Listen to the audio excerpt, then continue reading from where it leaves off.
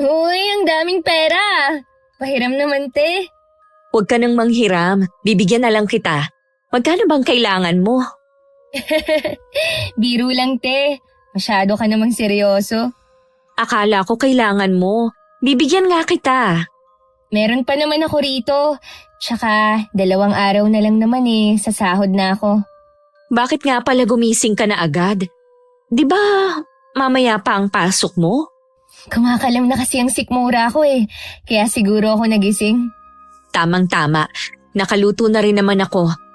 Maghahanda na nga rin ako para madalhan ko na ng tanghalian yung 2. Tapos dediretso na rin ako sa tindahan ni Aling Idang para makapagpadala ng pera kina tatay. Sabi ko naman sa'yo ako na ang bahala sa pagpapadala sa mga magulang natin Alam mong hindi mo kakayanin. Aba, 2 pang nag-aaral nating kapatid sa Quezon. Baka kasi mamaya, wala ka nang maipon sa ipinapadala sa'yo ni Kuya Ruel. 'Di ba, balak niyong magpagawa ng bahay sa atin? Huwag kang mag-alala, nakaipon naman ako, tsaka hindi naman madamot si Ruel. Sa bagay nga, ulila na nga pala ang asawa mo at wala rin siyang mga kapatid. Meron naman siyang kamag-anak, si Tia Lagring. Ay, oo nga pala, ang masungit niyang tiyahin. Pinapadalhan ba yun ni Kuya Ruel? Oo naman, malaki ang utang na loob ng kuya mo sa matandang yon, kaya hindi niya pwedeng kalimutan. Siguro hanggang ngayon, gawain pa rin niyang maglakad ng alanganing oras sa labas ng bahay, hanggang dun sa loob ng gubat. Sabi ni na Itay nung huli ko silang makausap, bihira na rin daw maglakad si Tia Lagring ng ganoong oras. Mukha daw nirarayuma na rin. Palaisipan pa rin sa akin hanggang ngayon. Kung ano ba ang napapala niya sa paglalakad niya ng alanganing oras. Ang dami tuloy takot sa matandang yun. Ganoon na daw talaga yon, sabi ni Ruel. Minsan daw tinanong niya, ayun nasinghalan pa siya. Kaya mula noon hindi na siya ulit nagtanong. Sana kapag umuwi tayo sa atin, buhay pa si Tia Lagring. Naging parte naman kasi siya ng kabataan natin At ang mga kwentong nakakatakot tungkol sa kanya. Ang taong mayabang laging nauuwi sa sariling pagkabigo at pagkalunod sa sariling kasalanan. Dahil sa mataas na tingin sa sarili at dahil sa narating sa buhay, madalas nakakalimutan na magpakatao.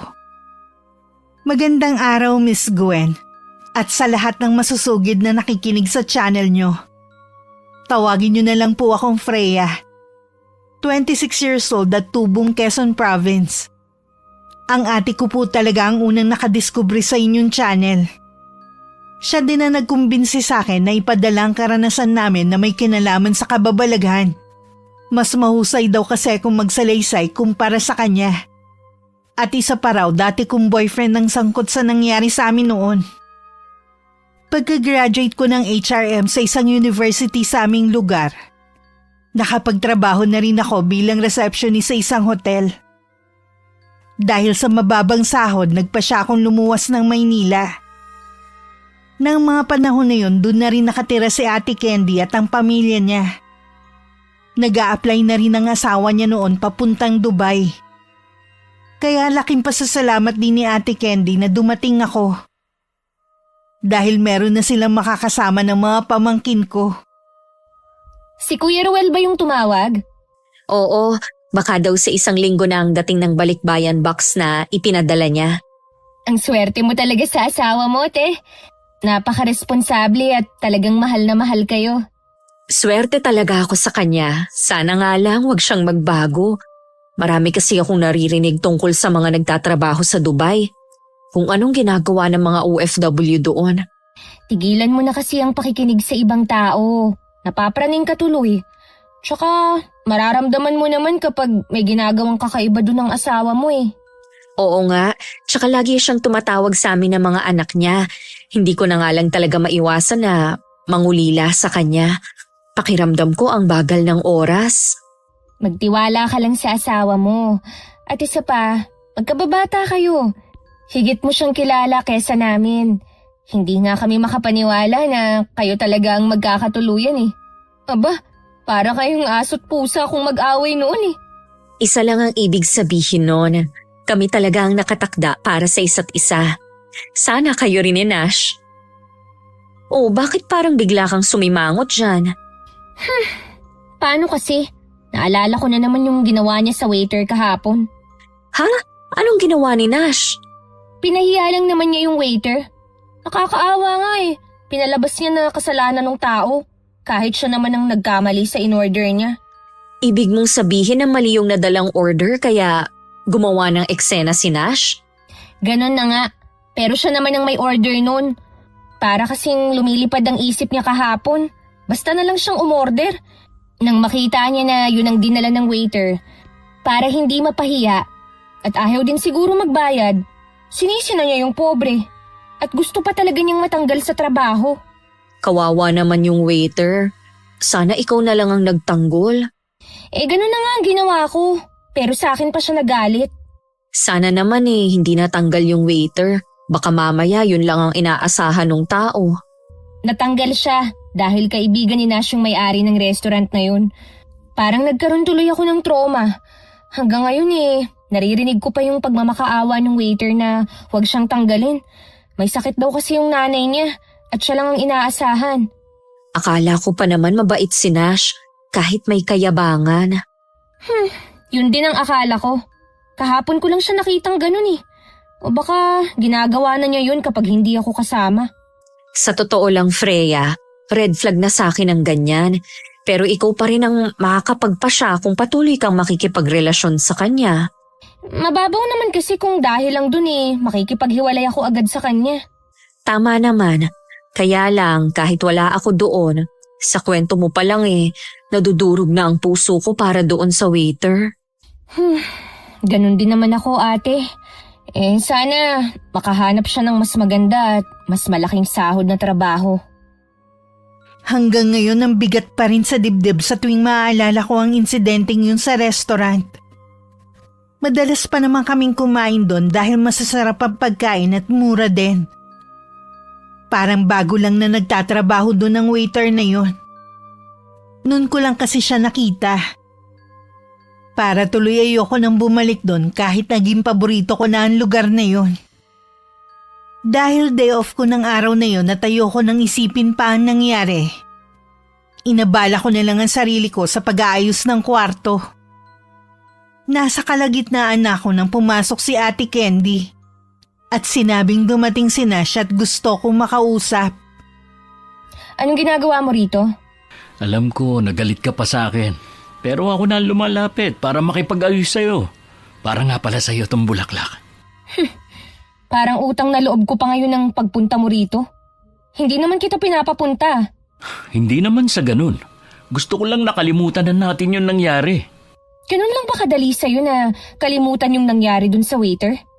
Kasalanan naman niya Paano kasalanan niya? Sumagot-sagot pa kasi siya. Imbis na tanggapin na lang ang pagkakamali niya. Natural na sasagot yung tao. Dahil wala naman siyang kasalanan. Ikaw itong nagkamali ng pagsasabi ng order mo.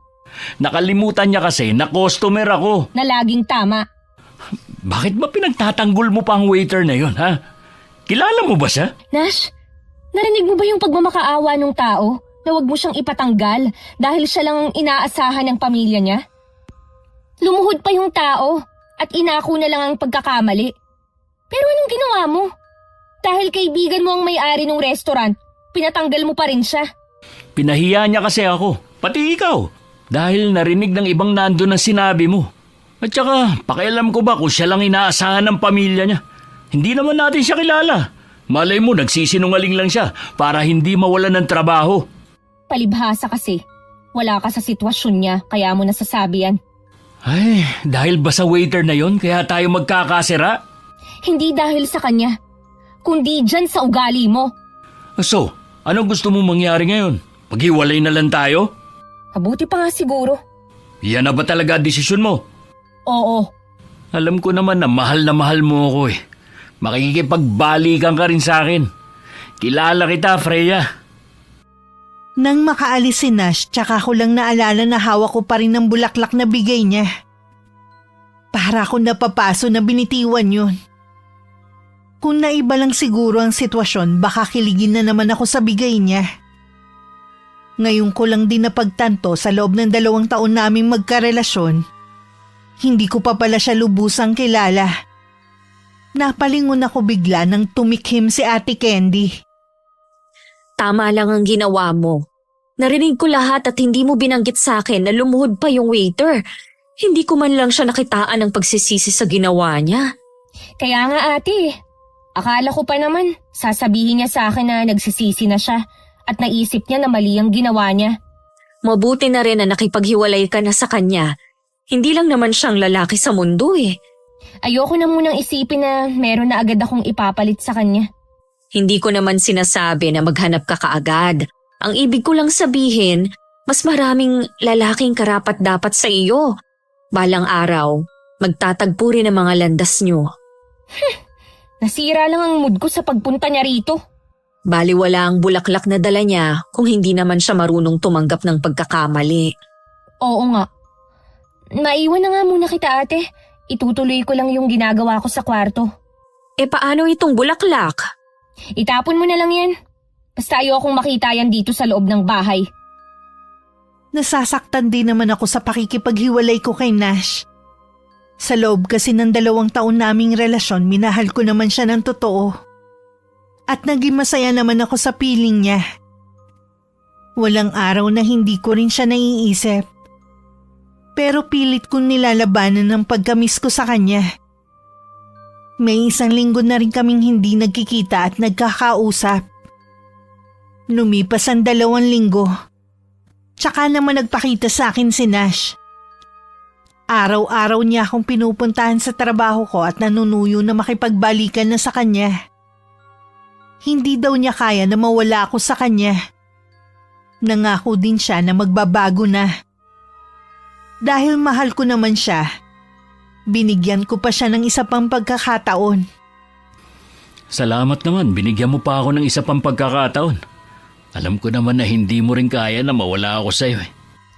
Nanghihinayang din kasi ako sa 2 taon nating relasyon eh. At isa pa, hindi naman ako ganun kawalang puso para hindi ka bigyan ng isa pang pagkakataon na magbago. Aminin mo man, malaking kawalan din ako sa'yo. Mahirap nang makatagpo ng katulad ko na gwapo na, may maganda pang trabaho. Ang lakas talaga ng hangin dito, no? Ikaw naman, hindi ka na mabiro. Mabuti pa, kumain na lang tayo. May bagong nirekomenda ang kaibigan kong restaurant. Masarap daw ang pagkain dun. O sige, subukan natin. Pero sana, maging mabait ka na sa mga waiter dun. Pwede bang wag mo nang ipaalala sa akin yan? Ayoko masira ang araw natin pareho. Pasensya na. Pinapatawad na kita. Kita mo? Ang bilis lang kitang patawarin, hindi katulad mo na nakipaghiwalay ka pa talaga sa akin. Pwede bang wag na nating pag-usapan yan? Tapos na naman eh. Nakipagbalikan na ako sa'yo. Oh, sige. Tara na nga. Kanina pa ako nagugutom eh. Habang nasa loob kami ng restaurant, nag-message ako kay Ate Candy. Sinabi ko rin na mamaya na akong magkukwento kung bakit kami magkasama ni Nash. Habang hinihintay namin ng mga order na pagkain, iginala ko muna ang paningin ko sa paligid. Iilan lang nga nandun para kumain. Maganda naman ang ambience ng buong lugar. Nagdududa tuloy ako kung masarap nga ba ang mga pagkain doon. Oh, ano masasabi mo? Okay naman. Nagtataka nga lang ako. Bakit iilan lang ang kumakain? Nakita ko naman ang menu. Hindi naman ganun kamahal ang mga pagkain dito. Ay baka kasi alanganing araw kaya konti lang kumakain ngayon. Siguro nga. Oh, ito yung pagkain natin. Mabuti pa dito, mabilis ang service nila eh. Tahimik lang ako habang kumakain kami. Samantalang si Nash maraming kwento tungkol sa mga ganap niya sa trabaho. Kung paano siya laging pinupuri ng boss niya dahil sa galing niya. Bilib na bilib nga daw sa kanya ang mga katrabaho. Balak na nga daw siyang taasan ng sahod dahil sa husay niya. Nakikinig lang naman ako sa kanya. Pagkatapos naming kumain, ilang sandali muna kami nagpahinga at saka na ako nagpahatid pa uwi. Hindi pa nga ako nakakabihis ng pambahay nang biglang lumapit si Ate Candy at nag-usisa. Kayo na ba ulit ni Nash? Ayaw naman kasi niya akong tantanan eh. Tsaka nangako siya na magbabago na at hindi na uulitin ang ginawa niya dati. Sana nga totoo ang sinasabi niya. Lahat naman ng tao may karapatan na bigyan ng isa pang pagkakataon. At isa pa, yun pa lang naman ang unang beses na ginawa niya yun sa ibang tao. Sana wag mong pagsisihan ang desisyon mong to. Hindi naman siguro. Sayang din kasi yung 2 taon naming pinagsamahan Tsaka mahal ko rin naman talaga si Nash. Iyon ang sabihin mo kaya nakipagbalikan ka sa kanya. Bakit pa parang nag-iba na ang tingin mo kay Nash? Dahil ba sa ginawa niya sa waiter? Hindi lang yun. Noon pa napapansin ko na ang sobrang kayabangan niya. Ang layo ng ugali niya kay Ruel. Ganun na yata ang ugali ni Nash noon pa. Kaya wala na tayong magagawa. Kung ganun man ang ugali niya, sana naman magbago siya alang-alang sa'yo. Baka nga magbago pa siya. Huwag na muna natin siyang husgahan ngayon. Pinag-aaralan ko rin naman yung ugali niya kung kaya ko bang pakisamahan ng matagal. Paalala lang naman ang sa akin. Ako ang unang masasaktan kapag may ginawa siyang hindi maganda. Alam ko naman na kabutihan ko lang ang iniisip mo. Sabi mo kumain na kayo, di hindi ka na maghahapunan yan. Hindi na te, magpapahinga na lang ako at maaga pa ang pasok ko bukas. 1 buwan din ako naging abala sa trabaho kaya naging madalang ang pagkikita namin ni Nash. May 2 kasing nag-resign. Kaya nagkaroon ng hiring ang hotel kung saan ako nagtatrabaho. 2 ang trainees namin. Yung isa nasa akin at graveyard shift pa kami. Medyo stress din ako dahil halos fully book kami at marami din na nagwo-walk-in. At kahit inaantok na ako, tinuturuan ko pa rin yung bagong pasok. Isang araw tumawag si Nash. Sabi niya kung pwede kami magkita sa dating restaurant na kinakainan namin na pag-aari ng kaibigan niya sa day off ko. Hindi ko maiwasang magtaka. Dahil siya mismo ang umayaw na doon dahil sa nangyari sa kanila nung waiter. Umuo na rin ako sa kanya. Sa totoo lang, namimiss ko na rin kasing kumain doon. Nang dumating ang araw ng pagkikita namin, napansin ko agad na parang may bumabagabag sa kanya. Hindi nga niya naubos ang pagkain niya.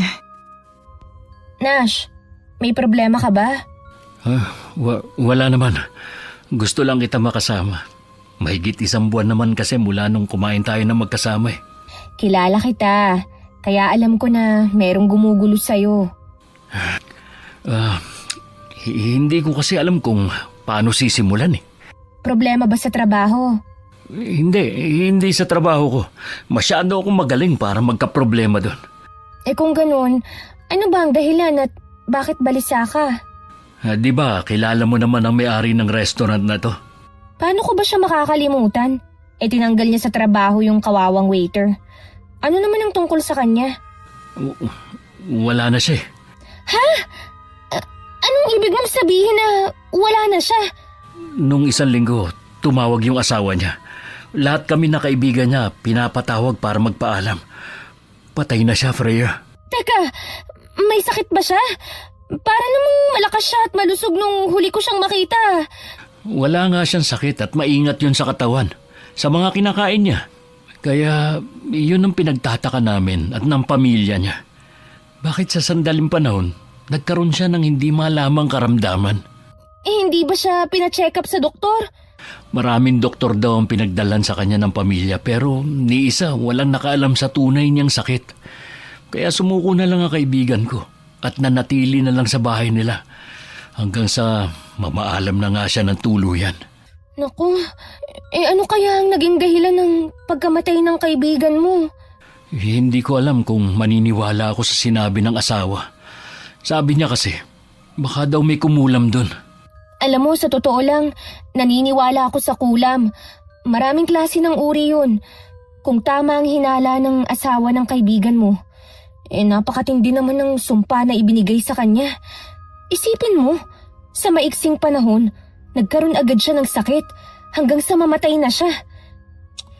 Naku, matindi ang galit ng taong gumawa nun sa kanya. Palaisipan pa rin sa pamilya niya kung sinong pwedeng gumawa nun at kung ano ang motibo. Baka meron siyang nakaalitan o naagrabyado kaya siya pinakulam. Yun lang ang pwedeng maging dahilan.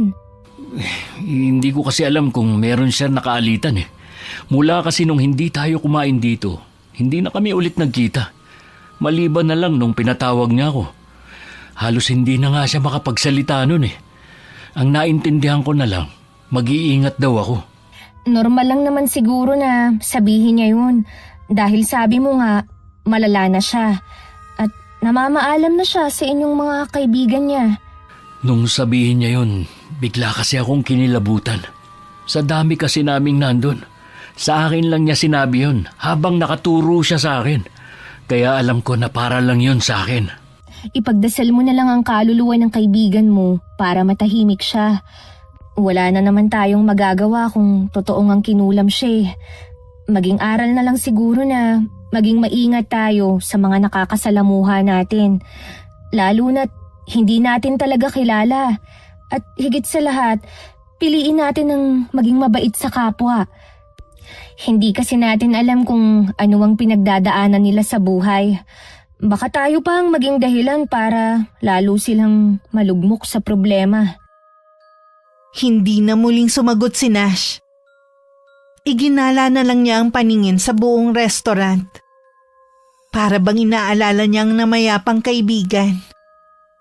Nalaman ko rin na kapatid na ng kaibigan nito ang namamahala sa buong lugar. Hanggang makauwi kami, naging tahimik lang siya.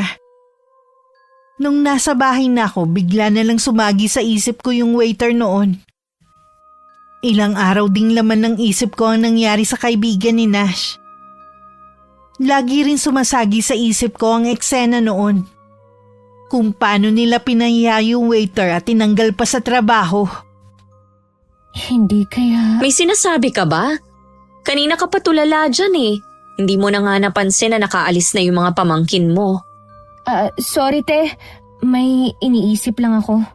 Napansin ko nga, nitong mga nagdaang araw parang ang lalim lagi ng iniisip mo. Lalo na tuwing pagkagaling mo sa trabaho. Nag-away na naman ba kayo ni Nash? Hindi na kami nag-aaway. Kung ganon, anong problema? Yung kaibigan kasi ni Nash te, pinaniniwalaan na namatay dahil sa kulam. Malapit ka ba sa kaibigan niya para maapektuhan ka ng ganyan? Yun kasi yung may-ari ng restaurant na kinakainan namin. Siya yung nagtanggal sa waiter. So, iniisip mo na baka yung waiter ang nagpakulam sa kaibigan ni Nash? Hindi ko naman siya pinagbibintangan. Pero lagi kasi siyang sumasagi sa isip ko eh. Posible naman. Grabe naman kasi ang ginawa nila sa tao. Alam ba ni Nash na baka yung waiter ang nasa likod ng nangyari sa kaibigan niya? Wala siyang ideya. Ako lang ang nag-iisip ng ganito. Palagay ko nga, hindi siya naniniwala sa kulam eh. Kalimutan mo na ang nangyari. Wala ka namang kinalaman sa kanila eh. Kung sakali na totoo yun, tama lang yun sa kaibigan ni Nash. Ate naman, paano kung pati si Nash eh? Gantihan ng waiter na yun. Di tanggal ang yabang niya sa katawan. Seryoso ako ate. Ako rin naman ah. May kakaiba bang nangyayari kay Nash? Wala naman. Baka iba ang kumulam sa kaibigan niya. Kasi kung yung waiter yun, di sana meron na rin nangyayaring masama kay Nash ngayon. Siguro nga. Pagdating talaga sa boyfriend mo, napapraning ka. Kung bakit kasi nakipagbalikan ka pa sa kanya eh. Ate, mahal ko si Nash. Tsaka nagbago na naman siya eh. Alam ko kahit anong pagtatanggol ko kay Nash, hindi na naniniwala ang ate ko. Tuluyan nang nawala ang amor niya rito. Nang mga sumunod na araw, bumalik na ulit ang sigla ng boyfriend ko. Hindi na rin niya ulit binanggitan tungkol sa kaibigan niya. Inalis ko na rin sa isip ko ang tungkol sa posibilidad na may kinalaman ng waiter na yun sa nangyari sa kaibigan niya. Nang mga sumunod na araw, hindi na muna kami nag-uusap ni Nash. May inaasikaso daw kasi siya na mahalagang bagay. Sorpresa daw yun sa akin. Nang dumating ang day off ko, nagsabi siya na pupunta sa bahay. Nagbilin pa siya na kung pwede sa labas ng bahay ko siya hintayin. Ang sinasabi pala niyang sorpresa ay ang bagong kotse na binili niya. Iyan ba ang sorpresa na sinasabi mo? Oo, reward ko to sa sarili ko. Dahil sa galing ko sa trabaho, sa wakas, natupad na rin ang isa sa mga pangarap ko. Ang makabili ng sarili ko sasakyan. Congrats! Natupad na rin ang isa sa mga pangarap mo. Salamat. Nandiyan ba ang ate mo? Wala sila rito ng mga bata. Namamasyal sila. Baka mamaya pa ang dating nila. Siguro nagpadala yung asawa niya. Bakit nga pala hindi ka sumama sa kanila? Pinipilit nga nila ako kanini. Kaso, tumawag ka nga na pupunta. Kaya hindi na ako sumama. Ay, oo nga pala. Nash, pwede ba natin silang sundan? Total, meron ka ng sasakyan. Saka na lang. Meron din kasi akong pupuntahan ngayon eh. Dumaan lang ako dito para ipakita to sa'yo. Ayoko muna kasing magpasakay dito maliban siyempre sa akin. Kahit ako? Hindi pwedeng sumakay dyan? Pwede naman. Pero sa ibang pagkakataon na lang ha. O paano? Alis na ako. Sumunod ka na lang sa ate mo. Nakabihis na rin naman ako. Kukunin ko lang yung sling bag ko. Sasabay na ako sa'yo hanggang sakayan. Mag-tricycle ka na lang. Marami namang dumadaan dito sa inyo eh. Tsaka ka na lang sumakay, okay? Sige, una na ako sa'yo ha.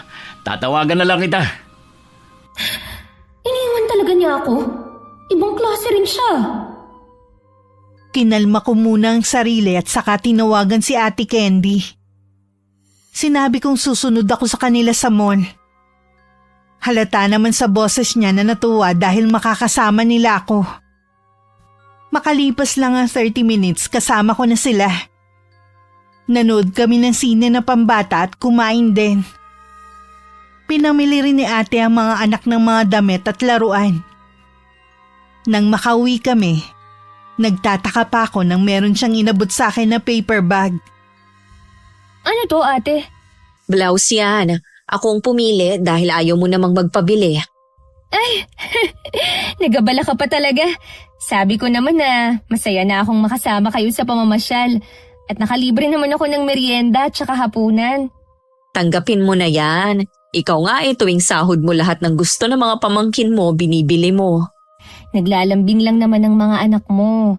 Tsaka hindi naman mahal ang pinabibili nila sa akin. Kahit na bagay sa'yo yan, lalo kang puputi. Salamat Paborito ko pa talaga yung kulay. Siya nga pala. Bakit nga pala pumunta dito kanina si Nash? Para ipakita at ipagyabang ang bago niyang kotse. Talaga? Nakabili na siya ng kotse? Oo. Nagpapahatid nga ako sa kanya kung nasan kayo eh. Tsaka na raw ako sumakay. Lalong lalaki ang ulo nun. Bahala siya. Ayokong makialam sa kanya. Baka mamaya may masabi pa siya. Siguro naman makikinabang ka rin. Mapupuntahan mo na rin ang mga lugar na gusto mo. Ay, sana nga. Pero kung ayaw naman niya akong pasakayin, ayos lang naman sa akin. Wala naman akong karapatan na magreklamo eh. Oo nga pala, kakain ka pa ba? Hindi na busog pa ako sa kinain natin. Maiwan na muna kita ha. Tatanungin ko lang yung dalawa kung kakain pa. Alam mo naman may bayawak yata sa tiyan. Laging gutom ang mga yon.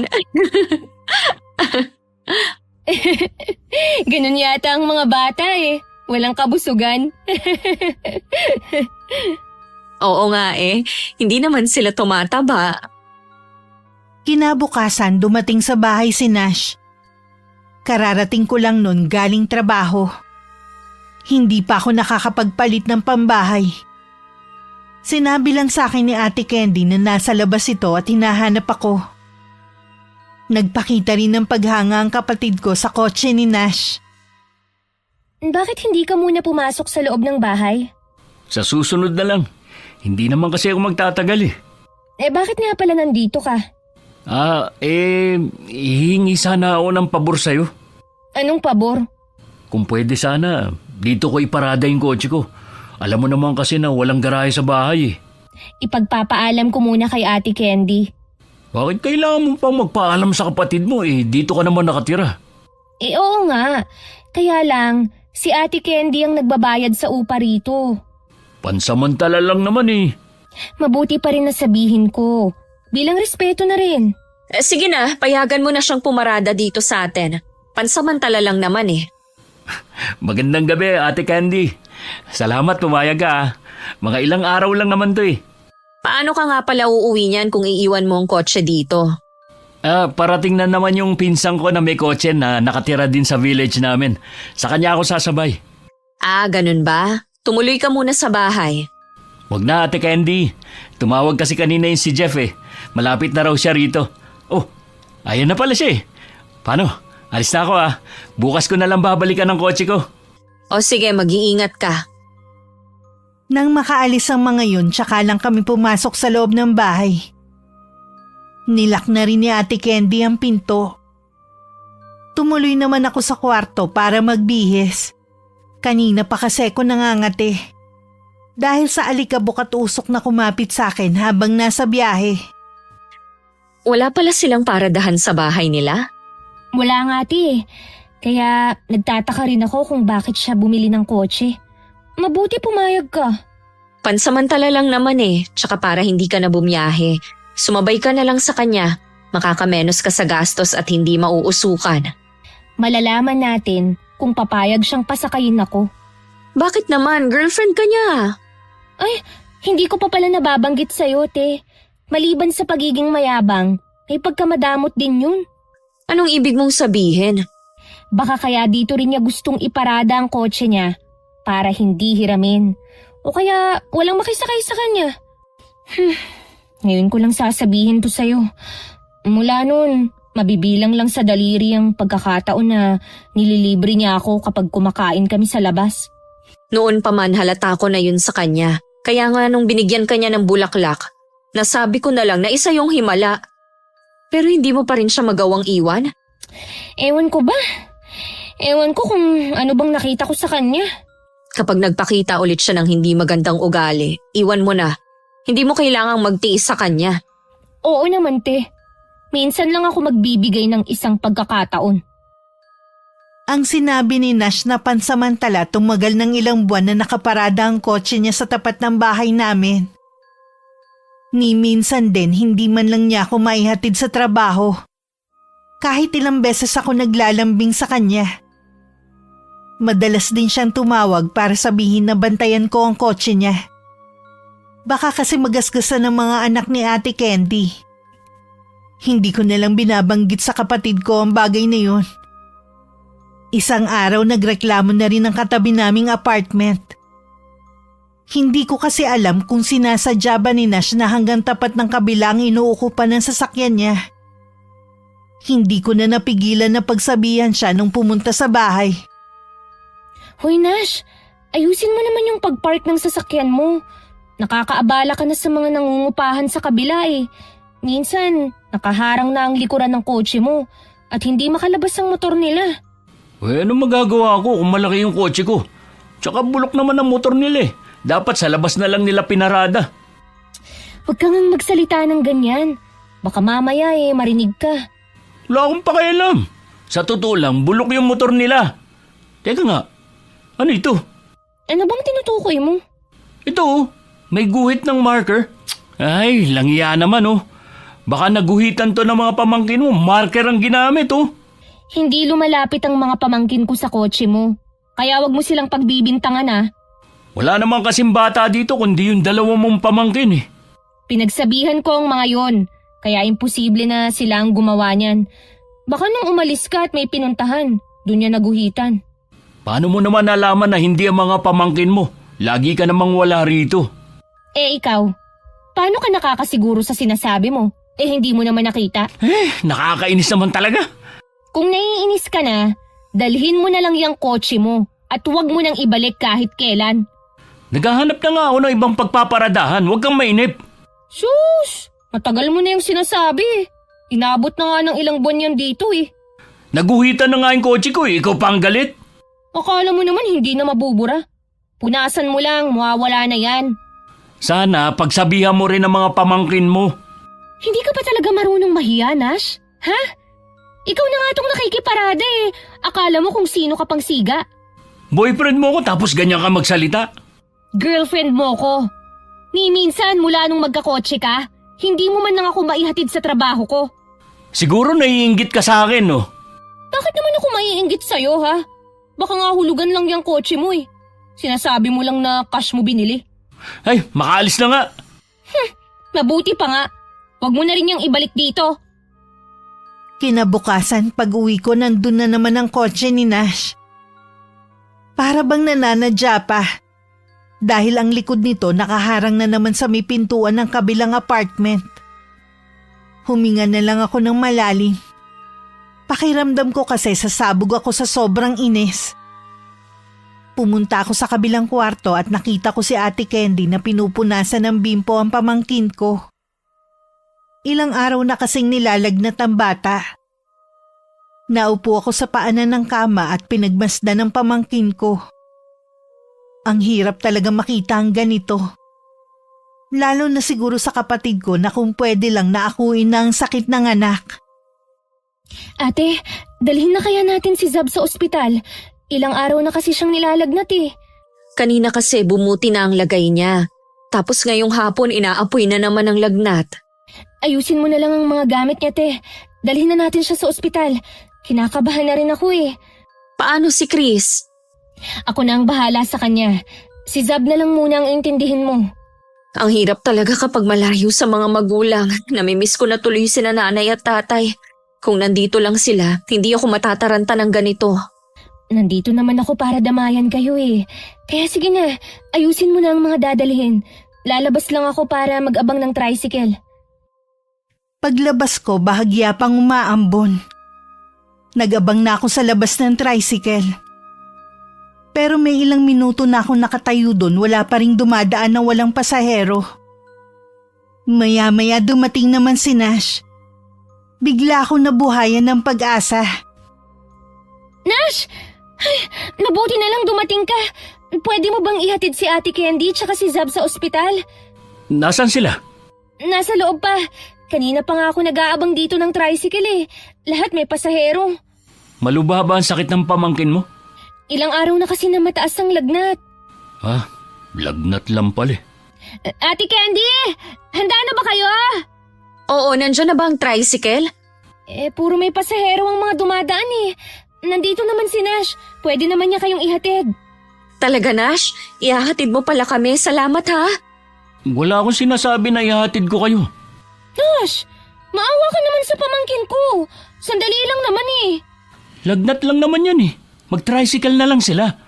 O sige, teka. Ako na mag-aabang. Pasensya ka na, te ha.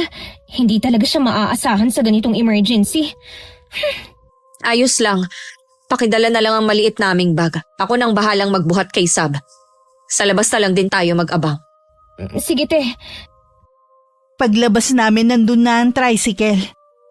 Inarkila na lang yun ni Ate Candy para diretsyo na sa ospital. Pinagbilin pa ng kapatid ko ang isa niyang anak. Sinabihan ko naman siya na tawagan agad ako kapag nasa ospital na sila. Baka may kailangan pa kasi si ate. Bakit hindi mo na lang sinamahan ng ate mo? Alam mo naman na may isa pang anak si Ate Candy. Ay, oo nga pala. Bakit ba natataranta kayo? Lagnat lang naman ang sakit ni Zab. Baka kasi may impeksyon ng pamangkin ko.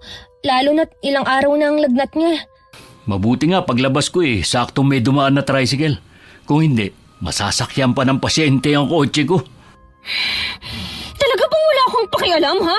Masyado kang makasarili. Bakit ka nagagalit? Kotse ko yan eh.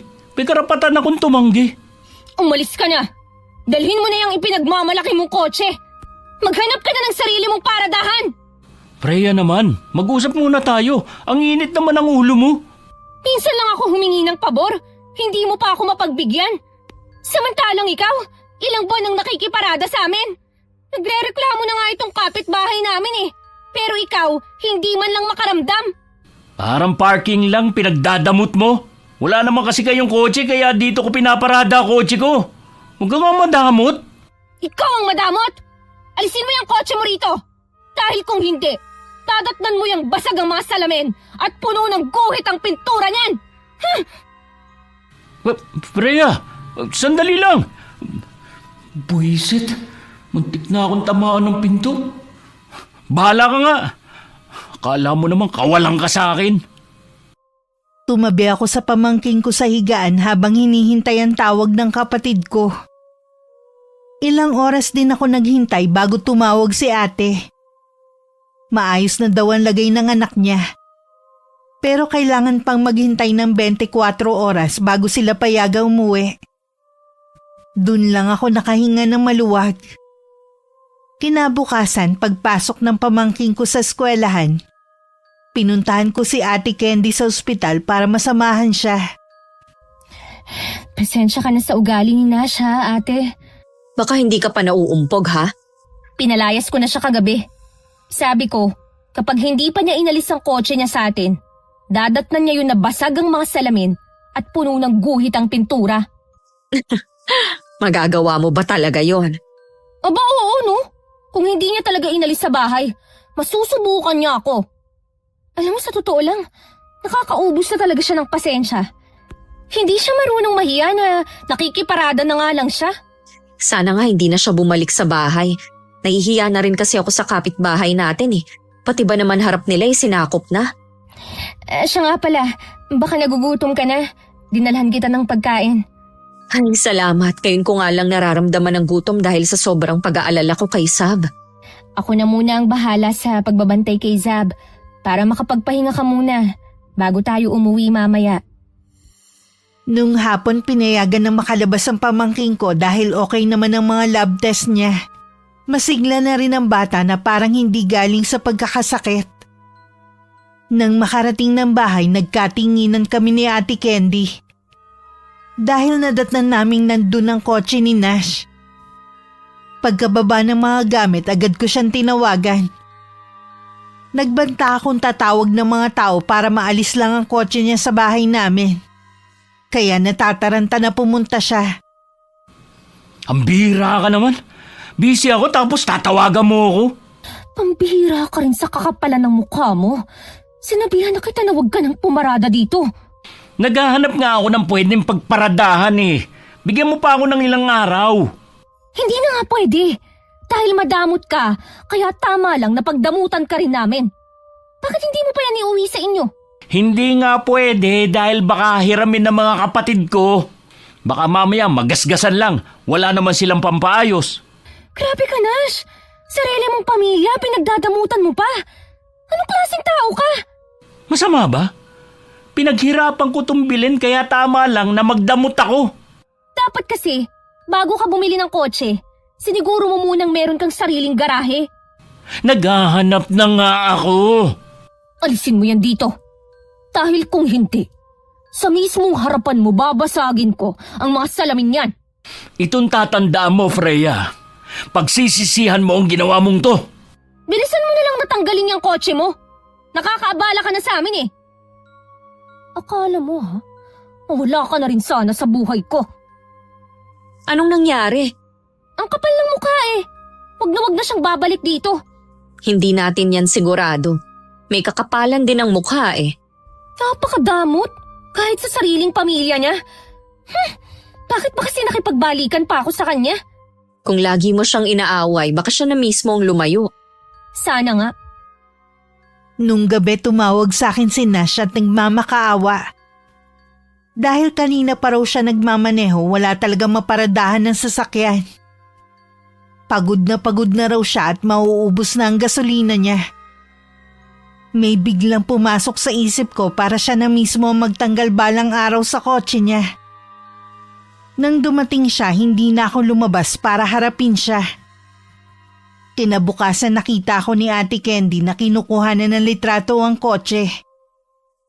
Anong ginagawa mo? Kinukunan ko ng litrato ang kotse ni Nash. Alam ko, ang ibig kong sabihin para saan. Tutal naman, wala siyang sariling garahe. Mabuti pang ibenta na lang niya ang sasakyan.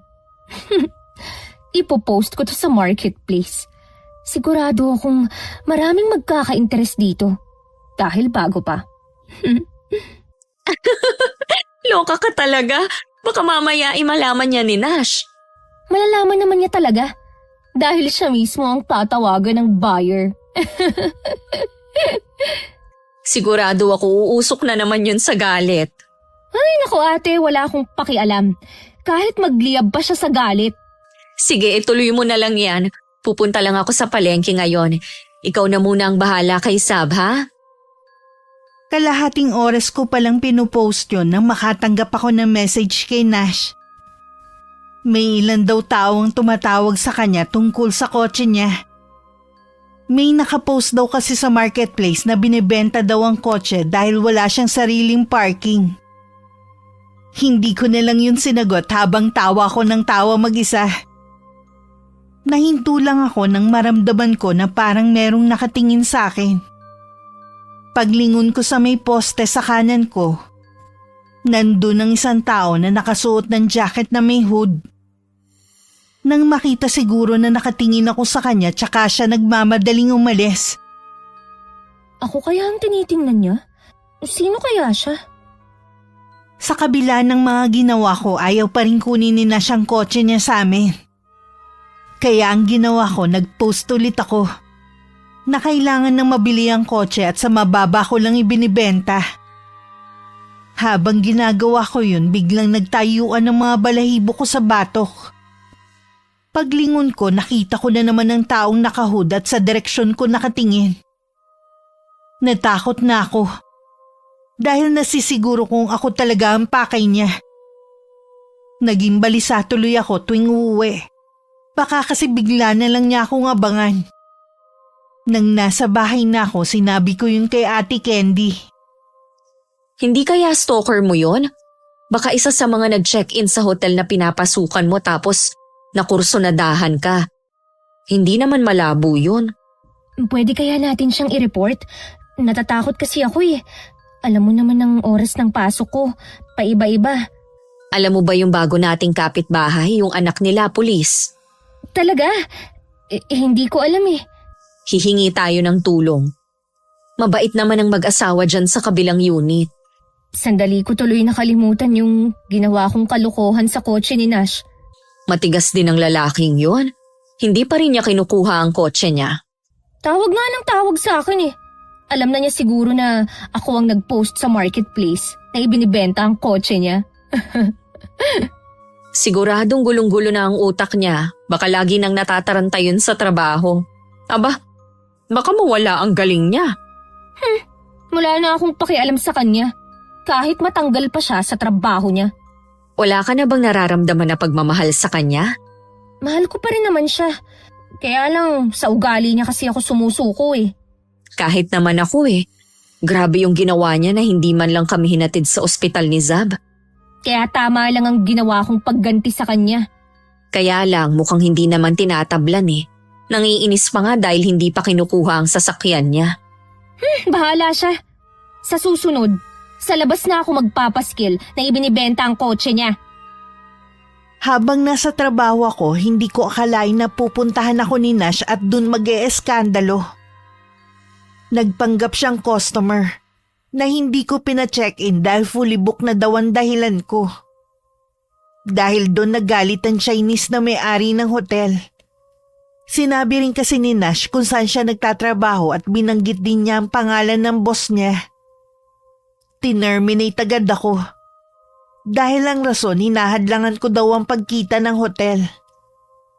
Napaiyak na lang ako sa galit pagdating sa bahay.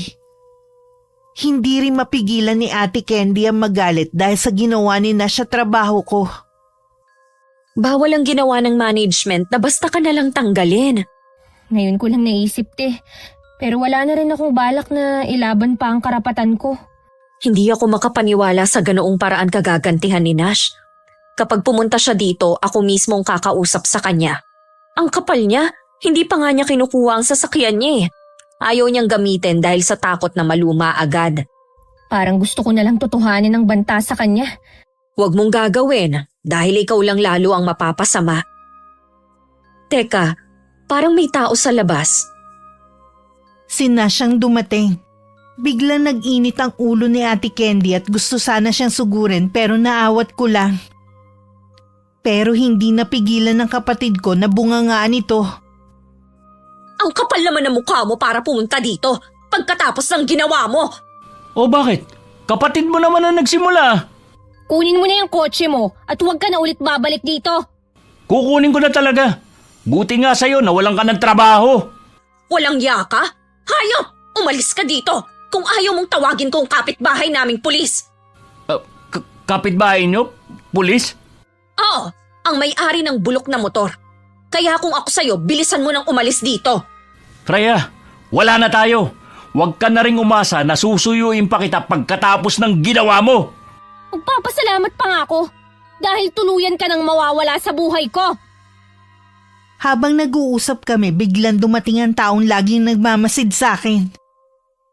Tinanggal niya ang hood na tumatakip sa kanyang muka. Pareho kami nagulat ni Nash at hindi inaalis ang paningin sa lalaking nasa harapan namin. Kilala kita.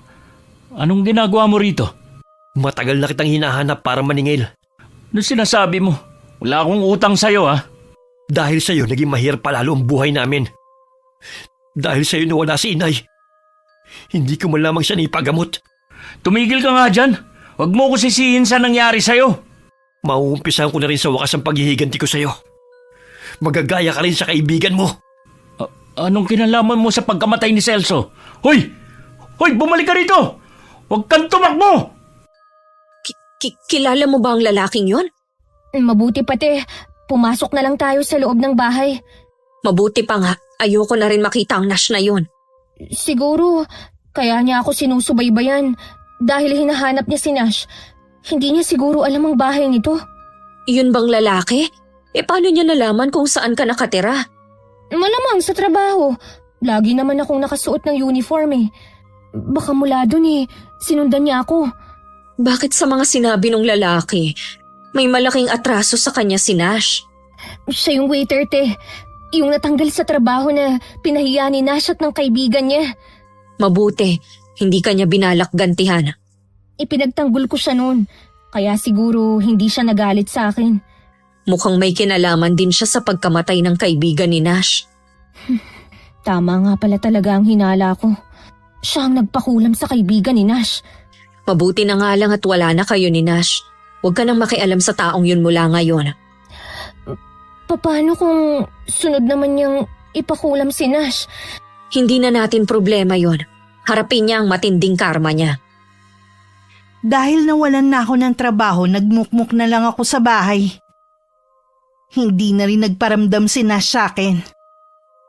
Sakto namang 2 linggo tumawag sa akin ng EA ng hotel na dati kong pinapasukan. Gusto daw akong pabalikin ng may-ari. Mag-report daw ako sa Lunes. Pero buo na ang desisyon ko na hindi na ako magtatrabaho doon. Siguro natakot ang mga yon na gumawa ka ng aksyon laban sa kanila. Di sana noon pa. Hindi ko na kailangang paabuti ng 2 linggo. Tama lang ang ginawa mo na hindi bumalik sa hotel na yon. Sigurado naman na marami ka pang mapapasukan na mas maganda. Papahinga na lang muna siguro ako. Balak kong umuwi muna sa atin. May ipon naman ako eh. Mabuti pa nga, balak din namin umuwi ng mga bata sa bakasyon. Namimista ng mga bata ang lolo at lola nila eh. Okay lang ba kayo ng mga bata na walang kasama? Oo naman, huwag mo na kaming alalahanin. Ilang linggo na lang naman susunod na rin kami sa probinsya natin. Tsaka may kapitbahay naman tayong pulis. Baka sa 1 linggo na ako uuwi. Hindi ko lang sinasabi kay ate pero ang bigat ng dinadala ko. Sa maiksing panahon kasi ang daming nangyari. Mahirap din sa akin na pakawalan si Nash. Pero ayoko naman maging miserable ang buhay ko sa kanya. Nag-aalala rin ako na baka ipakulam rin siya nung waiter na nakaalitan niya. O baka nga inumpisa na nito ang paghihigante. Dumating ang araw ng pag-alis ko. Maliban sa pasalubong sa pamilya namin ni ate, nagpadala rin siya ng para sa tiyahin ng asawa nito na si Tia Lagring. Ilang araw na ako nung nakakaalis nang biglang sumulpot si Nash sa bahay ni ate. Anong ginagawa mo dito? Ate Candy, pwede bang makausap si Freya? Wala siya dito. Nasa trabaho ba siya? Di ba wala na siyang trabaho dahil sa ginawa mo? Akala ko bumalik siya o may ibang trabaho na siya. Ngayong alam mo na wala siya dito, umalis ka na. Ha? Nasaan siya ngayon? Ano bang pakialam mo kung nasan siya? Di ba hiwalay na kayo? Naisip ko kasi na mahalaga pala siya sa akin. Huli ka na. Wala nang pakialam si Freya sa'yo. Hindi ako naniniwala na ganun ako kadaling kalimutan ni Freya. Mahal niya ako at kapag sinuyo ko siya, sigurado makikipagbalikan siya sa akin. Ang laki talaga ng bilib mo sa sarili mo, no? Mas higit kong kilala ang kapatid ko kaysa sa'yo. Kahit mahal ka pa niya, hindi pa rin siya makikipagbalikan sa'yo dahil sa ugali mo. Siguro, umuwi siya sa probinsya niyo, no? Kung nagbabalak kang sundan siya doon, aba, pag-isipan mo muna. Iba ang mga tao sa amin. Huwag ka naman manakot eh. Hindi naman kita tinatakot, no? Kaya kung pupwede, patahimikin mo na ang kapatid ko. Nabanggit naman ni Ate Candy sa akin ng pagpunta ni Nash sa bahay niya. Sinabi rin niya na ayos lang naman ito at makikita na walang iniindang sakit. Nakahinga naman ako ng maluwag sa nalaman ko. Akala din ng kapatid ko hindi na babalik si Nash sa bahay. Pero makalipas lang ang 1 linggo, nandun na naman siya. Sa pagkakataong yun, hindi na may kakaila na may masamang nangyayari na nga kay Nash. Ano na naman ang ginagawa mo dito? Itatanong ko lang kung bumalik na si Freya. Wala pa siya. Baka nga hindi na siya bumalik eh. May sakit ka ba? Ilang araw na kasing masama ang pakiramdam ko eh. Dapat unahin mo muna ang pagpunta sa doktor. Galing na ako kahapon. Niresitahan na ako ng gamot. Wala ka bang kasama sa bahay niyo? Aba, hindi ka dapat lumalabas na masama pala ang pakiramdam. Baka kung ano pang mangyari sa'yo. Kasama ko sa bahay ang magulang at iba ko pang kapatid. Kaya lang, wala naman silang pakialam sa akin eh. Sa tingin ko kasi nasa iyo ang problema eh. Baguhin mo na yung ugali mo para magkaroon sila ng pakialam sa'yo. Sa tingin ko nga, kaya siguro hindi nagmamalasakit ang magulang ko sa akin. Mabuti pa umuwi ka na lang at magpahinga. Nabanggit ko na rin kay Freya na nanggaling ka dito. Ayaw na niyang makibalita pa sa'yo kaya nakikiusap ako sa'yo. Tigilan mo na siya. Sige, alis na ako. Akmang papasok na ng bahay si ate nang mapansin niya na 2 ang anino ni Nash. Tinitigan pa niya yun ng maigi. 2 nga talaga. Ang isa nga lang may 2 sungay. Bahagya pa siyang napaatras at napatakip ng bibig niya. Totoo kaya ang nakita ko? Kailangan itong malaman ni Freya. Hindi ako agad nakausap ni Ate Candy ng araw na yun dahil pinuntahan ko ang mga kaibigan ko. Hindi ko rin dinala ang cellphone ko dahil malapit lang naman ang mga bahay nila. Hindi ko rin kasi inaasahan na tatawag ang kapatid ko ng araw na yun. Pag-uwi ko nga sa bahay, sinabi ni inay na kanina pa merong tumatawag sa cellphone ko. Pagtingin ko si Ate Candy, tinawagan ko naman siya agad. Mabuti naman ikaw nang tumawag sa akin. Kanina pa ako tumatawag sa iyo eh. Pasensya ka na, te. Naiwan dito sa bahay itong cellphone ko eh. Kasama ko kanina ang mga kaibigan ko. May problema ba dyan? Galing dito si Nash. Ay naku, te. Ayoko na siyang pag-usapan pa. Makinig ka sa akin. Para siyang may sakit. Palagay ko eh, nag-uumpisa na ang sumpa sa kanya. Ha? Sigurado ka? Oo, kung nakita mo lang sana yung anino niya, nakakakilabot. 2 ang anino niya, Freya. May sungay ang isa nakahawig sa kambing. Anong gagawin natin, te? Hindi ko rin alam, kaya nga tinatawagan kita. Ate, kailangan natin siyang tulungan. Alam naman natin na kapag hindi naagapan ng kulam, pwede niyang ikamatay yun. Sa pagkakasabi pa naman niya kanina, parang walang pakialam sa kanyang pamilya niya. Kilala ko naman ng mga magulang niya at kapatid. Susubukan ko silang kausapin at balaan sa nangyayari kay Nash. Mabuti pa nga, pamilya lang naman niya ang pwedeng dumamay sa kanya sa ngayon eh. Pagkatapos ng pag-uusap namin ni ate, nag-message na lang ako sa kuya at nakababatang kapatid ni Nash.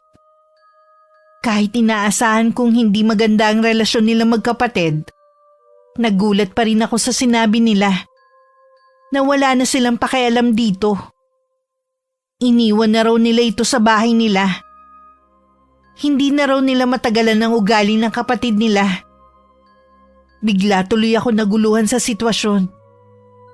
Gusto ko sanang bumalik sa Maynila. Pero alam ko namang wala akong magagawang tulong kay Nash. Kailangan siya mismo ang magpatingin sa albularyo. Parang napakalalim ng iniisip mo Tia Lagring, kayo po pala. May kailangan po ba kayo? Nandyan ba ang mga magulang mo? Umalis po sila kanina. May pinuntahan na kamag-anak sa kabilang baryo. Ano po ang kailangan niyo sa kanila? Ikaw na lang ang magbigay ng langis na ginawa ko para sa ama mo. Lagi daw kasing sinusumpong ng rayuma ang tatay mo Sige po. Sasabihin ko na lang ho kay tatay pag uwi nila mamaya. Pakisabi rin nga pala sa ate mo na salamat sa pinadala niya sa akin, ha? Opo, babanggitin ko po sa kanya kapag tumawag siya. Kung hindi mo mamasamain ng pagtatanong ko, ano bang iniisip mo kanina bago ako dumating? Tungkol po kasi sa dati kong nobyo. Kausap ko kasi si Ate Candy kagabi Nabanggit po niya na baka raw kinukulam si Nash. Bakit naman nasabi yun ng ate mo? May sakit po kasi ito At yung anino nito 2 anino niya. At ang isa anino ng demonyo. Paano niyo po nalaman? Ibig sabihin lang nun matindi ang pagnanais ng taong yun na makaganti sa dati mong nobyo. Ibinenta na niya ang kaluluwa niya sa demonyo kapalit ng itim na kapangyarihan. Anong gagawin namin? Matutulungan niyo ho ba kami? Hindi ko siya magagamot kung hindi ko siya makikita. Papupuntahin ko po rito si Nash sa lalong madaling panahon. Hindi siya pwedeng lumayo. Baka yun pa ang maglagay sa kanya sa kapahamakan. Baka imbes na mailigtas mo siya, mas mapabilis lamang ang kamatayan niya. Wala rin po kasi akong kakilala na albularyo doon sa lugar nila ate Baka nga po wala dahil syudad na po kasi yun. Mas naniniwalang mga tao doon sa doktor kesa sa albularyo. Kaya ko pa naman sigurong bumiyahe ng malayo. Ho? Sasama kayo sa akin? Oo. Gusto kong makatulong para makaganti man lang ako sa kabutihan ng pamilya niyo. Sa mga taga rito bukod tanging kayo lang ang hindi humusga sa akin. Maraming salamat po, Tia Lagring. Mahusay ang pagpapalaki sa inyo ng mga magulang ninyo.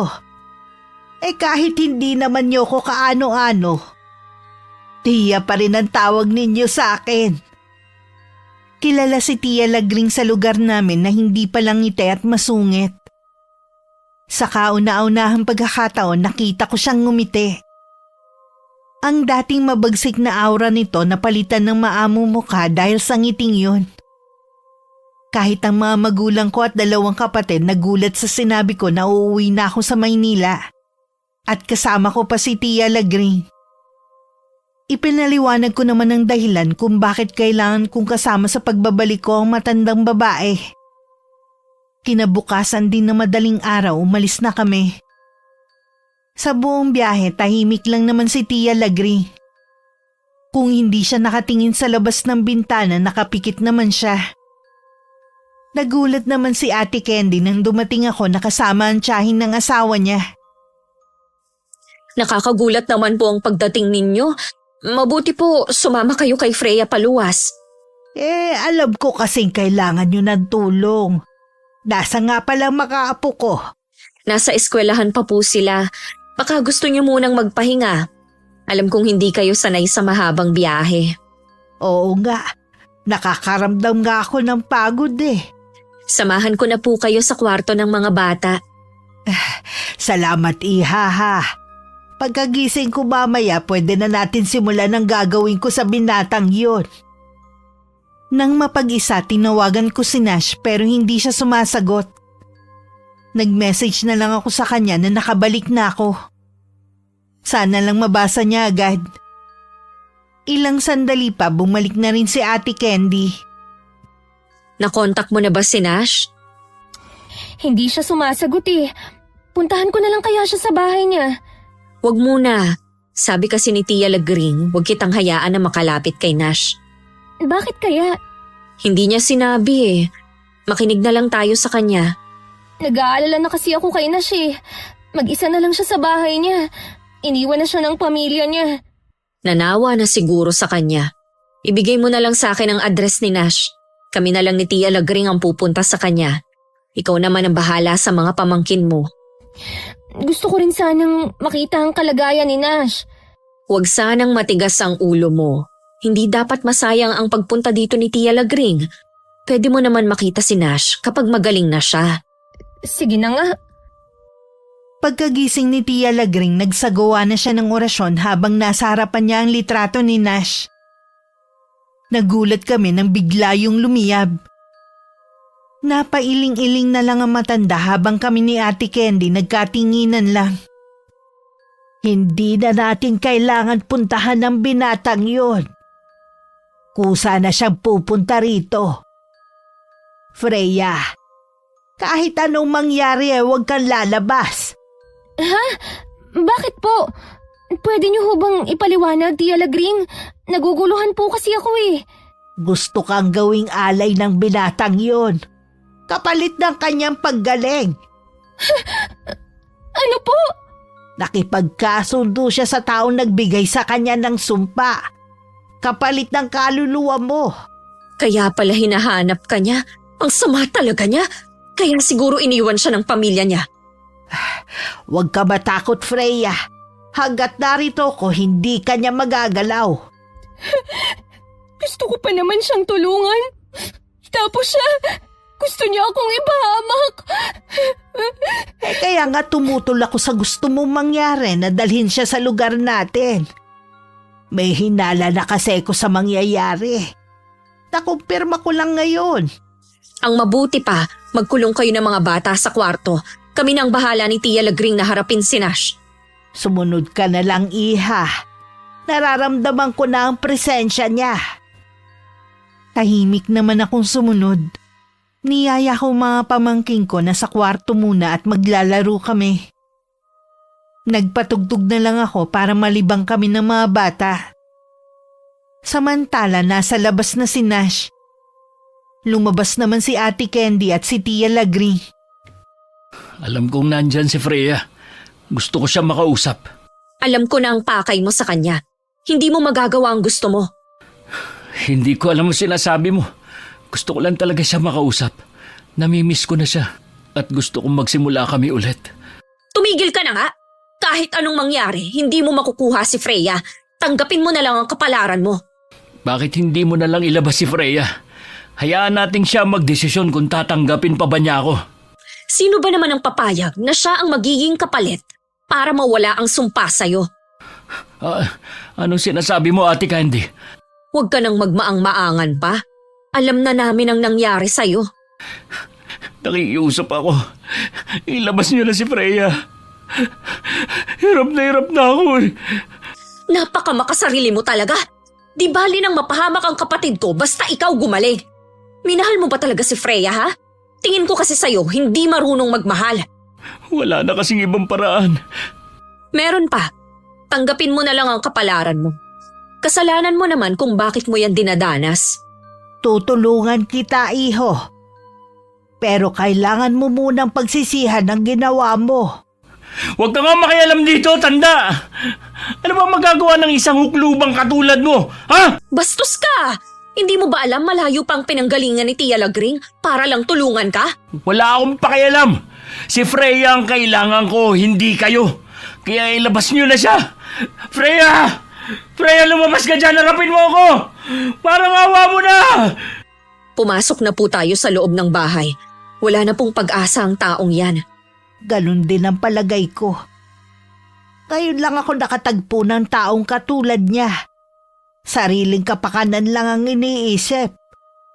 Hindi marunong magmahal, maliban sa kanyang sarili. Hoy, tanda! Bumalik ka na kung saan ka man nanggaling! Ikaw ang bumalik kung saang impyerno ka man nagmula. Hindi pa rin umaalis si Nash. Patuloy pa rin siya sa pagtawag sa pangalan ko. Napilitan ng tumawag sa barangay ang kapatid ko para lang mapaalis siya. Kahit ang mga rumespondeng tanod nagulat sa itsura niya. Puno kasi ng sugat ang buong katawan nito at pinaliligiran din ng mga langaw. Dahil sa malansang amoy na nagmumula sa mga sugat niya. Girlfriend ko nakatira sa apartment na yan! Hindi niyo ako kailangan. Aalis na ako! Freya! Babalik ulit ako! Hindi ako papayag na hindi ka haharap sa akin! Napapailing na lang si Ate Candy habang nasa likod ng pinto. Tahimik naman akong nakaupo sa sofa. Hindi ako makapaniwala na kaya akong isakripisyo ng taong minahal ko. Dahil sa simpleng away sa waiter na yun, hindi ko akalaing aabot sa ganito ang lahat. Sinabi rin ni Tia Lagring magagamot niya si Nash. Pero hindi na babalik sa dati ang anyo nito. Kung patuloy daw sa pagmamatigas ang binata, hindi na rin niya ito gagamutin. Ikaw na naman! Sumuko ka na lang, iho. Hindi mo makukuha si Freya kahit ano ang mangyari. Nasaan siya? Hindi ikaw ang gusto kong makausap. Ako lang ang nandito, wala silang magkapatid. Nasaan sila sabi? Kahit sabihin ko sa'yo, hindi ka rin naman makakalapit sa kanya. Sabihin mo pa rin kung nasaan si Freya. Nasa loob ng simbahan. Mas ligtas siya doon kesa dito sa bahay. Ikaw na matanda ka. Ikaw ang nagsusulsul kay Freya na layuan ako. Kayo na atin niya. Subukan mong lumapit. Kung gusto mong itara ko sa'yo ang punyal na ito. Sa tingin mo matatakot mo ako, ha? Tuluyan ka ng nilukuban ng dyablo. Hindi na kita may liligtas pa. Hindi lang kaluluwa ko ang gusto kong maligtas. Gusto kong bumalik ako sa dati kong anyo. Yung hindi ako pinandidirihan ng mga tao. Minsan hindi lang ang itsura nakakapandiri sa isang tao. Maging ang pag-uugali na katulad ng iyo. Kung ako sa iyo magsisi ka para kahit ang kaluluwa mo mailigtas. Sino ka para utusan ako? Isa akong manggagamot. Isinama ko ni Freya dito para sana tulungan kang gumaling. Pero nakakalungkot na kailangan pa siya ang magsakripisyo. Natigilan naman si Nash sa mga narinig. Parang nun lang pumasok sa kanya ang mga sinasabi ni Tia Lagring. Masyado kasi siyang nabubulagan sa nararamdaman niya. Habang naglalakad pa uwi, nakatungo lamang siya. Wala na siyang pakialam kung pinagtitinginan man siya ng mga tao. Maging ang mga kapitbahay niya, hindi man lang siya nilalapitan. Baka sa kanilang mga mukha ang pandidiri. Maririnig pa sa kanila ang mga katagang karma na raw yun sa kanya. Ganito ba talaga ako kasama? Kahit ang sarili kong pamilya, iniwan ako. Patawarin mo na ako. Hindi ko naman sinasadya na matanggal ka sa trabaho noon. Alisin mo na ang sumpang to sa akin. Para mo nang awa. Nang mga sandaling yun, time-team naman akong nananalangin sa loob ng simbahan.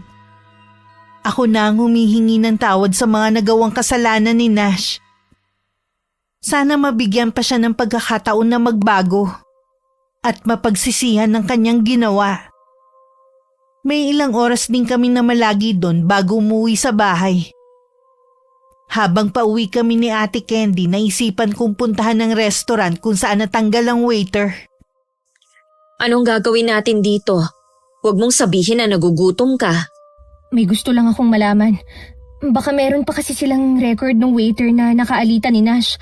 Gusto ko siyang puntahan at kausapin. Dito pala nangyari yun. Siya yun.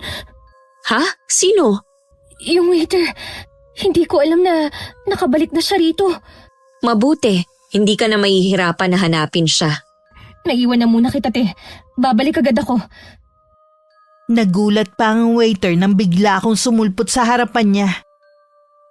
Pinagtatabuyan niya ako nung una dahil baka daw mawalan siya ng trabaho kung makikita sila ng may-ari. Nangako naman ako sa kanya na hindi na mauulit ang nangyari noon. Sa pakikipag-usap ko, nalaman ko na dumana sila ng matinding paghihirap dahil hindi agad siya nakahanap ng trabaho. Namatay din ang nanay niya dahil wala silang pera para madala ito sa ospital. Sinisisi niya ang lahat ng kamalasan na dinanas niya kay Nash at sa kaibigan nito. Natagalan lang siya sa paghihiganti sa dati kong boyfriend dahil hindi niya alam kung saan to nakatira. Sa huli, naging maayos naman ang pag-uusap namin. Anong nangyari?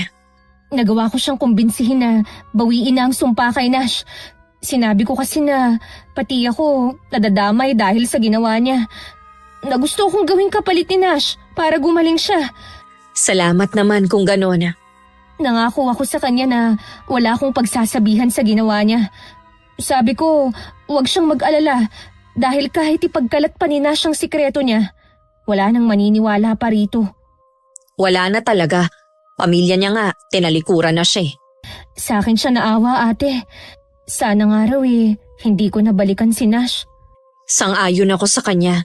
Kahit hindi pa siya nakukulam, may sa demonyo na talaga ang utak ng dati mong boyfriend. Pagdating sa bahay, nadatnan naming nagsasagawa ng orasyon si Tia Lagring. Hindi na muna namin siya inabala hanggang matapos siya. Kahit baka sa kanya matinding pagkahapog, gumuhit pa rin ang ngiti sa kanyang mga labi. Ang tao gumawa nun kay Nash ay hindi likas na masama. Sa kabila ng pagiging mabagsik ng kanyang itim na karunungan. Nakausap din po namin siya. Naawa po siya sa akin. Gagaling na ang binatang iyon. Sa totoo lang ayoko nga sanang gamutin dahil sa mga sinabi niya. Pero lahat naman ng tao, may karapatan na mabigyan ng isa pang pagkakataong magbago. Sana nga po, Tia Lagring, magbago ang taong yun. Dahil pati tayo, pinasakit niya ang ulo at muntik pa niyang ipahamak si Freya. Oo, marami siyang ginawang masama. Pero sa tingin ko, tama lang na gantihan pa rin natin siya ng mabuti. Huwag na sana niyang ulitin ang ginawa niya dahil baka sa susunod, hindi na siya makaligtas. Makakauwi na rin ako sa atin. Pwede po bang dito na lang muna kayo? Uuwi din po kasi kami sa atin kapag tapos ng klase ng mga bata. Sigurado na matutuwa si Ruel kapag nalaman niyang nandito kayo ngayon. Sa sobrang abala natin, hindi ko pa pala nababanggit sa kanya. Maiwan ko po muna kayo tatawagan ko lang siya. Tia Lagring, maraming salamat po sa tulong niyo. Ikaw naman ang kumumbinsi sa lalaking yon. Ang nagawa ko lang pigilan pa ang pagkaalat ng sugat ni Nash sa kanyang katawan. Dahil sa kanya, napurnada ang bakasyon ko. Pero ang importante naman, natapos na ang problema. Matuloy na lumipas ang isang buwan. Ilang araw na lang tapos na ang klase. Naghahanda na kami nun sa pag-uwi sa Quezon. Kami lang ang nasa bahay ni Tia Lagring. Pumunta kasi sa eskwelahan ng kapatid ko dahil may kailangan na sikasuhin bago ang pag-uwi namin. Umorder ako nun ng pagkain online para hindi na magluto. Nang may kumatok, akala ko yun na ang pinadeliver kong pagkain. Kaya hindi ko na sinilip sa bintana ang dumating. Hindi ko inaasahan na siya mapagbubuksan ko. Bumalik na rin sa dati ang itsura niya. Nagulat ka siguro, no? Nagulat ako dahil pumunta ka pa rito. Inaasahan ko naman na gagaling ka ni. Gumaling ako dahil sa walang tigil kong pagdarasal. Gumaling ka dahil sa tulong ni Tia Lagring at sa pagbawi ng waiter ng sumpa sa'yo. Hindi ako naniniwala. Gumaling ako na walang tulong ng kahit na sino. Alam mo, Nash, bahala ka na nga kung anong gusto mong paniwalaan. Sarado naman lagi ang isip mo sa mga paliwanag eh. Bakit nga pala pumunta ka pa rito? Huwag mo sabihin na hindi mo man lang ako na-miss. Pagkatapos ng mga ginawa mo sa akin, binalak mo pa akong ialay sa demonyo para lang gumaling ka? Itatanong mo pa talaga yan? Hindi ka naman pumayag, di ba? Hindi talaga. Ibig bang sabihin yan? Hindi ka makikipagbalikan sa akin? Hindi na, no? Pagkatapos ng mga nangyari, Naiisip mo pa talaga yan? Eh di wag. Hindi lang naman ikaw ang babae. Good luck sa babaeng makakarelasyon mo. Sana, makaya niya yung ugali mo. Makaalis na nga. Ay, teka lang. May nakalimutan pala akong sabihin sa'yo. Bumalik pala yung waiter na yun sa restaurant na dati nating kinakainan. Alam mo na pala. Sana, pabayaan mo na lang siya. Marami na siyang pinagdaan ng hirap. Anong hayaan? Hindi pwede, no? Hindi ko palalampasin ang ginawa niya. Anong ibig mong sabihin? Pinatanggal ko uli siya sa trabaho. Mabuti na lang pinagbigyan ako ng bagong may-ari ng restaurant dahil kaibigan ako ng kapatid niya. Talaga bang wala kang pakialam sa kapwa mo, ha? Wala talaga. Ikaw nga pinatanggal ko sa trabaho. Siya pa kaya? Paano kung balikan ka niya ulit? Hindi niya na magagawa yon dahil pinagkalat ko na ang ginawa niya. Magtatago na yon. Lalo ko lang napatunayan na puro kayabang sa katawan. Mabuti sa'yo ang mag-isa lang habang buhay. Kapag may nangyari na naman sa'yo, hindi na kita tutulungan. Sino naman na may sabi sa'yo na kailangan ko ng tulong mo, ha? Oh, ganun naman pala eh. E di umalis ka na. Sa inis ko, binalibag ko pa sara ang pinto kahit nandun pa siya. Wala akong pakialam kung tamaan man siya. Humalukip-kip pa ako habang nakasandal sa may pintuan. Lingid sa akin narinig ni Tia Lagring ang lahat ng pinag-usapan namin ni Nash. Nagngingit-ngit din ng kalooban ng matanda. Sa pagkakataong yun, hindi na niya palalampasin ang ginawa ng binata. Siya na mismo ang magpaparusa dito. Isang araw bago ang pag-uwi namin, nagkakasiyahan pa kami sa sala maliban kay Tia Lagring na maagang pumasok sa kwarto. Nahinto kami sa pagtatawanan nang may biglang kumatok. Si Ate Candy na lang ang tumayo para pagbuksan ng nasa labas. Nash, ano na naman ang nangyari sa'yo? Hindi ko alam. Nagising na lang ako. Ganito na itsura ko. Sobrang init ng pakiramdam ko. Kaya siguro parang nasunog ang balat ko. Sobrang katirin ito. Hindi ko na alam ang gagawin ko. Lahat ng kamag-anak namin nilapitan ko na. Walang gustong tumulong sa akin. Nash? Freya! Tulungan mo ako. Nandiyan pa ba yung matandang babae? Yung matandang babae, baka naman matulungan niya ako. Huwag kang pumasok. Matatakot ang mga anak ko sa'yo eh. Diyan ka lang sa labas. Ang matandang babae na tinutukoy mo ay si Tia Lagring. Uuwi na kasi kami ng probinsya bukas. Pasensya ka na. Hindi ka na namin matutulungan pa. Nakikiusap ako sa'yo. May pinagsamahan naman tayo, di ba? Pinaliwala mo lang naman yun, di ba? Mas pinairal mo pa kasi ang kayabangan mo kaysa magbago ka. Pinatawad ka na nga ng waiter. Pinatanggal mo pa ulit. Oh, edi hanapin mo siya at saka ka humingi ng tawad. Hindi ko na nga alam kung saan siya hahanapin eh. Hindi na namin yun problema. Umalis ka na at nakakaistorbo ka na sa amin. Nakikiusap naman ako sa'yo, ate. Sa tingin ko, nangyari yan ulit sa'yo para magising ka na. Baguhin mo na yung ugali mong bulok. Malay mo, bigla kang gumaling. Isinara na ni Ate Candy ang pinto. May naramdaman naman akong awa para kay Nash kaya lang naisip ko na tama ang kapatid ko. Baka nangyari yun para magising siya at magbago. Ipinagdasal ko pa rin na sana gumaling siya at mabigyan pa siya ng isa pang pagkakataon na magsisi. Nung umuwi kami, hindi na rin ako sumama pabalik kay Ate Candy. Sa amin na lang ako naghanap ng trabaho para kahit papano makalimutan ko ang masalimuot na pangyayari sa buhay ko nang dahil kay Nash. Makalipas naman ng 1 taon, bumalik na rin sa amin si ate para ayusin ang pagpapagawa ng bahay. Huling balita daw niya kay Nash, nakipag-ayos na sa pamilya at natutong tanggapin ng mga nagawang mali. Marami ako natutunan sa karanasan kong ito, Miss Gwen. Mas lalo nitong pinagtibay ang samahan naming magkapatid. At piliin pa rin ang maging mabuti at umiwas para sa ikatatahimik ng buhay ko. Hindi rin lahat ng tao karapat dapat ipaglaban. Maraming salamat po sa pagpili ng aking kwento. Naway lumakas pa po ang channel nyo. Wakas. Uy, ang daming pera. Pahiram naman, te.